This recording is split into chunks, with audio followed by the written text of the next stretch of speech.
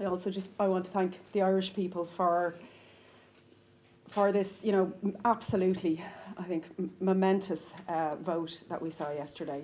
It was incredible. This is a historic day, and it's been a historic campaign. It's been a grassroots campaign led by people. It was absolutely a people's referendum yesterday. And after this phenomenal vote to remove the Eighth Amendment, we now need to move very quickly to introducing and progressing the legislation. The referendum was absolutely unique in removing the Eighth, but it was also unique in putting really under scrutiny the type of abortion care that we want to provide in Ireland, and that we want to provide as part of reproductive health care for women.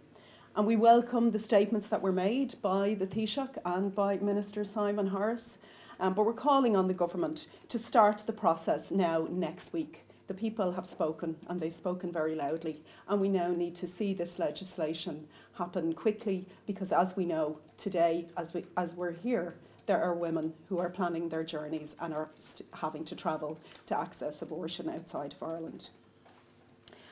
And I think maybe the second thing, which I think is really important, that we're waking up this morning in an Ireland where the Irish public have supported a woman's right to choose and a woman's right to make decisions with regard to her pregnancy. So it's been an absolutely enormous vote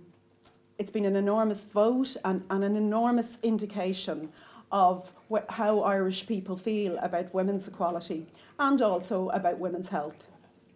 And while life doesn't change today for women in Ireland on many of those issues, what this referendum clearly shows is that that momentum is there, and that there is a huge momentum for driving forward equality for women and driving forward women's rights in Ireland.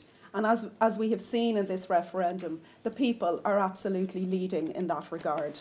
And I know that, so many of the organisations that form Together for Yes, the National Women's Council being one of them, the Abortion Rights Campaign, the organisations in the coalition, all of us will, from this week, move on that momentum and continue to drive forward change for women's equality in Ireland. Thank you.